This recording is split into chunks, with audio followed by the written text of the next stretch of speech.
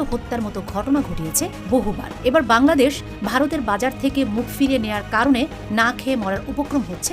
পাকিস্তানি জাহাজ প্রথমবার 370 TEUS container আসলেও এবার আগের চেয়ে দ্বিগুণ পণ্য নিয়ে আসছে জাহাজটি। কৃষকের আত্মহত্যা ইতিমধ্যেই শুরু হয়ে গেছে সারা বিভিন্ন জেলাগুলোতে। আমরা হব তালেবান। কখনো লাফাচ্ছেন, কখনো দৌড়াচ্ছেন, আবার কখনো চিৎকার চেঁচামেচি করছেন, বলছেন আজগুবি সব কথা, দিচ্ছেন নানা বিভ্রান্তিকর তথ্য। বাংলাদেশ থাকবে না বাংলাদেশ। এই বুঝি বাংলাদেশ থেকে হারিয়ে গেল চট্টগ্রাম। আজ আমি খেপেছে তারা মনে করছেন তার এই উন্মাদনার কারণেই বাংলাদেশের বাজার হাতছাড়া হয়েছে ভারতীয় কৃষকদের। এসব কৃষকরা আলু ও পেঁয়াজ বাংলাদেশে রপ্তানি করতে না পেরে রাস্তায় বসার উপক্রম হয়েছে। ইতিহাস। আসসালামু আলাইকুম ওয়া রাহমাতুল্লাহি ওয়া বারাকাতুহু। যারা দেশ এবং দেশের বাইরে থেকে ভিডিওটি প্লে করছেন তাদেরকে অসংখ্য ধন্যবাদ। প্রিয় দর্শক, আপনারা সবাই কেমন আছেন? আশা করি সবাই ভালো আছেন এবং সুস্থ আছেন। প্রিয় দর্শক, ইন্ডিয়া তো মাথা নষ্ট হয়ে গেছে। আবারও পাকিস্তান থেকে বাংলাদেশে বন্দরে জাহাজ ভিড়ছে। ভারতের মাথা নষ্ট হয়ে গেছে। চলুন এই বিষয়ে বিস্তারিত আমরা স্ক্রিনে দেখে আসার আগে বলছি, দাদাগিরি শেষ হতে। তার আশেপাশে ভুটান, বাংলাদেশের সাথে ভালো সম্পর্ক ছিল হাসিনা থাকা অবস্থায়, কিন্তু এখন তো ওর কোনো আশেপাশে কোনো বন্ধু নাই। এই জন্য ওর কি থেকে কি বলবো না বলবো, ওর মাথা নষ্ট। ও বলতেছে যে পাকিস্তান থেকে আমাদের বাংলাদেশে আসছে অস্ত্র, পারমাণবিক বোমা। ওর এই ভয় ঢুকে গেছে। দেখি, চলুন আমরা শুনে আসি বিস্তারিত রিপোর্টে কি আছে। চলুন শুরু করা যাক। আবারও চট্টগ্রাম বন্দরে ভিড়তে যাচ্ছে পাকিস্তানি জাহাজ। প্রথমবার 370 TEUS কন্টেইনার আসলেও এবার আগের চেয়ে দ্বিগুণ পণ্য নিয়ে আসছে জাহাজটি, যা নিয়ে উদ্বেগ বাড়ছে ভারতীয়দের মাঝে। কৃষকের আত্মহত্যা ইতিমধ্যেই শুরু হয়ে গেছে সারা বিভিন্ন জেলাগুলোতে। এবার খেলা জমে গেছে। একদিকে করাচি থেকে নতুন করে প্রায় 1000 কন্টেইনার পণ্য নিয়ে চট্টগ্রাম বন্দরে ভিড়েছে বিশাল এক জাহাজ। অন্যদিকে বাংলাদেশে রপ্তানি করতে না পারায় খেতেই পচে নষ্ট হচ্ছে ভারতীয় পেঁয়াজ। তাতে ক্ষুব্ধ হয়ে স্বয়ং ভারতীয়রাই তাদের মলম বিক্রেতা ময়ূখ রঞ্জন ঘোষের বাড়ি ঘেরাও করেছে। ভারত থেকে বাংলাদেশ পেঁয়াজ না কেনার জন্য দেশটির কৃষকরা ময়ূখ রঞ্জন ঘোষকে দায় দিচ্ছে। সব মিলে আসলে কি ঘটছে? পাকিস্তান থেকে এবার কি পণ্য এলো? ডক্টর ইউনূস কেন ভারত থেকে পেঁয়াজ কেনা বন্ধ করল? বিস্তারিত থাকছে জীবনের কথার এই পর্বে। দেশের ইতিহাসে দ্বিতীয়বারের মতো পাকিস্তান থেকে সরাসরি চট্টগ্রাম বন্দরে পৌঁছেছে কন্টেইনারবাহী জাহাজ MV ইউয়ান জিয়াং ফাঝং। এবার জাহাজটিতে চিনি, আখের গুড়, ডলোমাইট, সোডা অ্যাশ, 3 পিস, খেজুর ছাড়াও নানা ধরনের পণ্য এসেছে। এসব পণ্যের 86% পাকিস্তান থেকে এসেছে বলে জানা গেছে। এর মধ্যে সবচেয়ে বেশি পরিশোধিত চিনি ও খনিজ পদার্থ ডলোমাইট। শনিবার বিকেল 5টার দিকে MV ইউয়ান জিয়াং ফাঝং নামের কন্টেইনারবাহী জাহাজটি চট্টগ্রাম বন্দরের বহির্নোঙরে পৌঁছায়। এর আগে গত 11 ডিসেম্বর পাকিস্তানের করাচি বন্দর থেকে 811 TEUS কন্টেইনার নিয়ে জাহাজটি রওনা দেয়। তার মানে পাকিস্তান থেকে কোনো পেঁয়াজ আনা হয়নি। তাতে প্রশ্ন উঠতে পারে, পাকিস্তান থেকে তো পেঁয়াজ আনা হচ্ছে না, তাহলে ভারত থেকেও পেঁয়াজ কেনা বন্ধের কারণ কি? কারণটা স্পষ্ট। পেঁয়াজে বাংলাদেশ এই মুহূর্তে প্রায় স্বয়ংসম্পূর্ণ। এর চাইতে খুশির খবর হতেই পারে না। বাংলাদেশে অলরেডি নতুন পেঁয়াজ ওঠা শুরু করেছে। সামনে আরও নতুন পেঁয়াজ উঠবে। এরই মধ্যে তাই পেঁয়াজের দাম কমতে শুরু করেছে।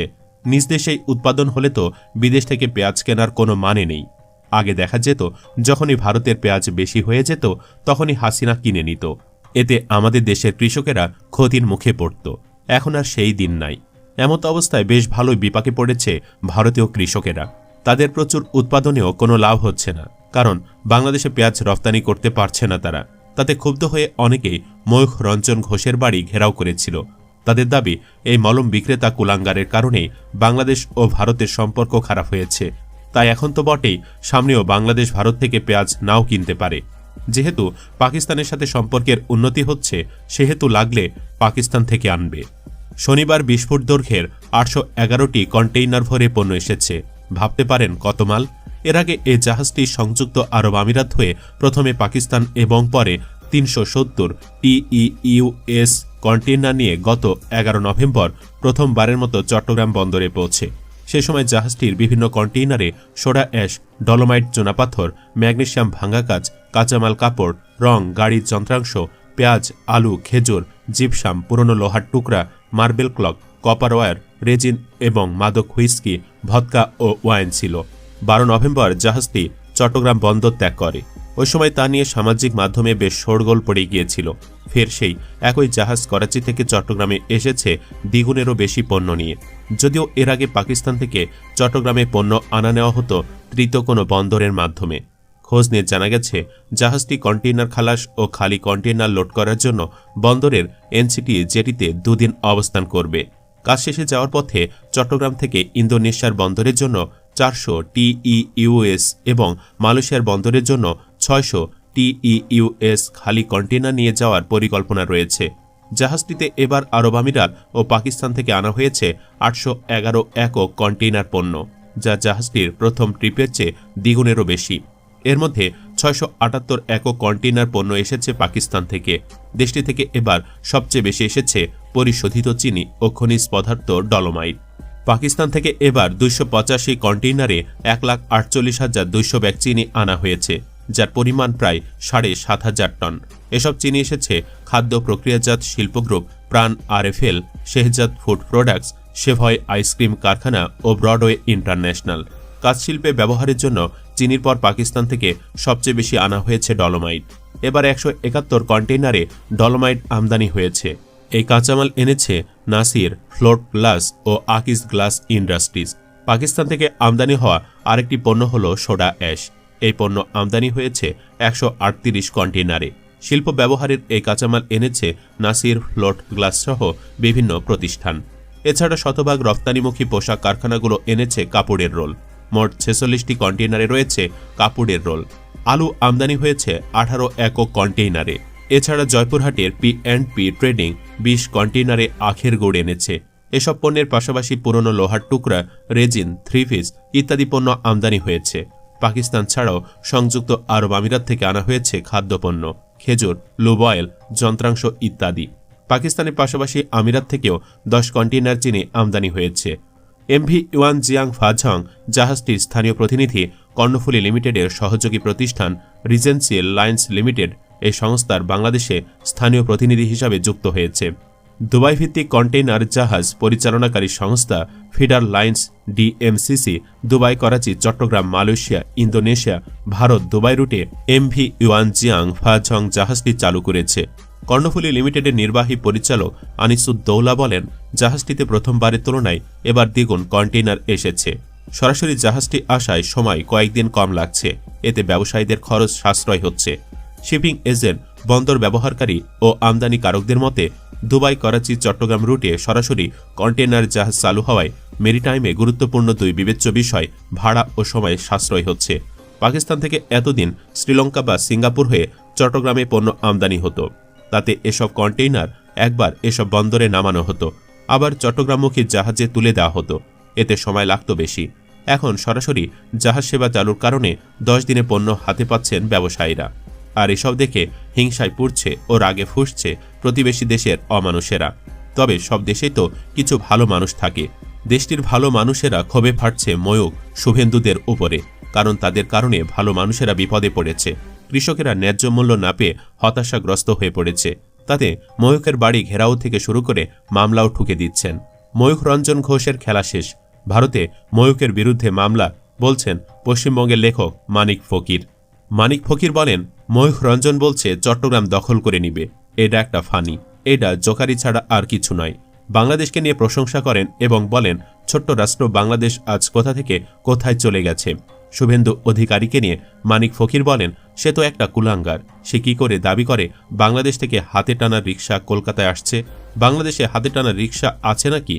তবে ভারতের সাথে আমাদের সম্পর্কের অবনতির জন্য কেবল ময়ূক কিংবা শুভেন্দুকে দায়ী করে লাভ নেই। অতীতে সম্পর্ক ভালো ছিল, এটা একটা ডাহা মিথ্যা কথা। বাংলাদেশের সঙ্গে ভারতের সম্পর্ক শুধু হাসিনার আওয়ামী শাসন আমলের সঙ্গে ভালো ছিল, সাধারণ মানুষের সঙ্গে নয়। তবে হ্যাঁ, হাসিনা পতনের পর ময়ূক শুভেন্দুদের কাজকাম সম্পর্ক দ্বিগুণ খারাপ করেছে। এছাড়া ভারতের হিন্দু জাতীয়তাবাদীরা ইউনুসের কুশপুত্তলিকা পুড়িয়েছে এবং বাংলাদেশের পতাকার অবমাননা করেছে। বিষয়টি বাংলাদেশে ভারতের প্রতি ক্ষোভ দ্বিগুণ বাড়িয়ে দিয়েছে।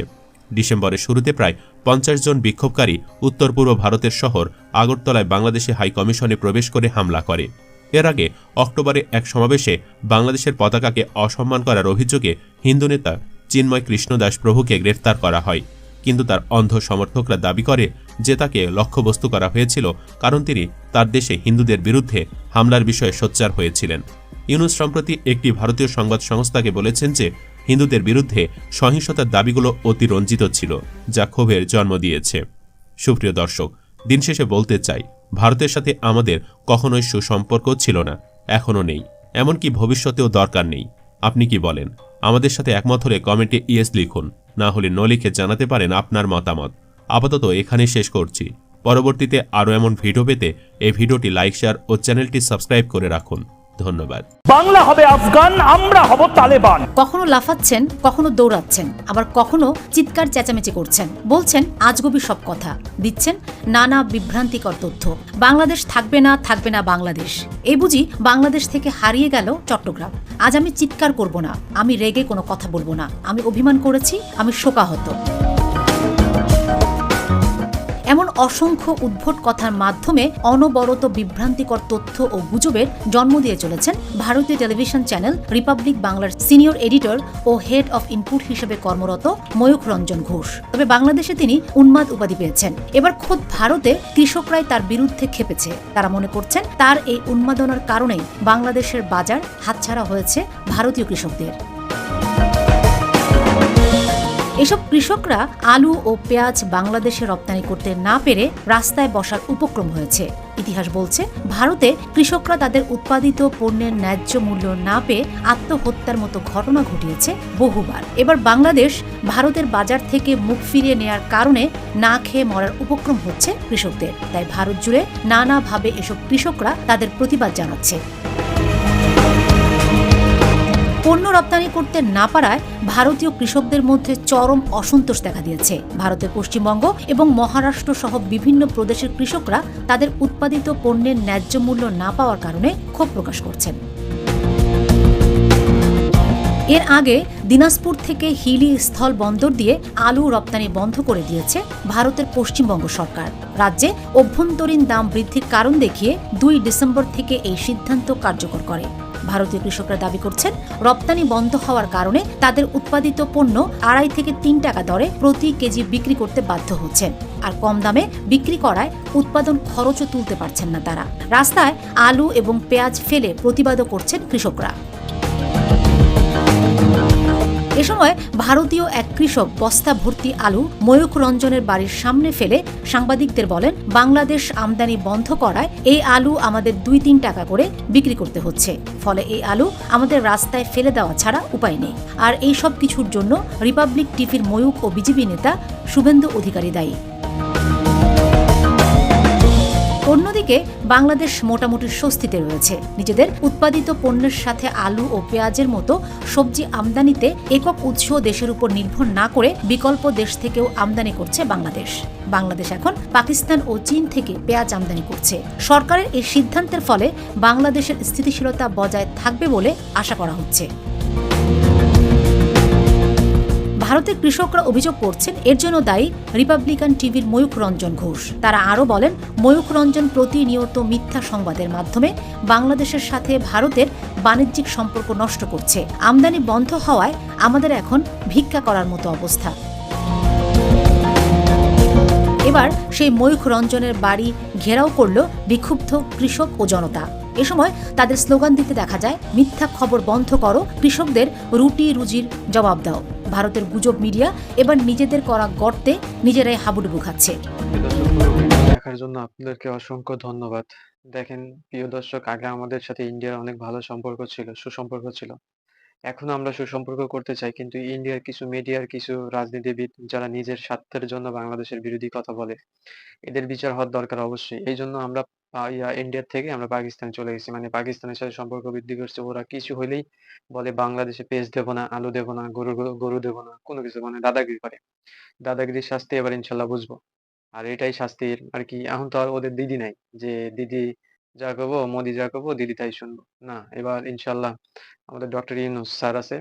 ডক্টর ইউনূস স্যার অনেক ভালো জ্ঞানী, নোবেল পুরস্কার নোবেল জয়ী আর কি। ইনশাল্লাহ এবারও নোবেল জয়ের কথা আছে। আচ্ছা, অত কথা না বাড়িয়ে আবার বিস্তারিত, আর আপনার মূল্যবান মতামত অবশ্যই কমেন্ট বক্সে জানাবেন। এরকম ভিডিও পেতে লাইক, কমেন্ট, শেয়ার করে আমাদের সাথেই থাকুন। ধন্যবাদ।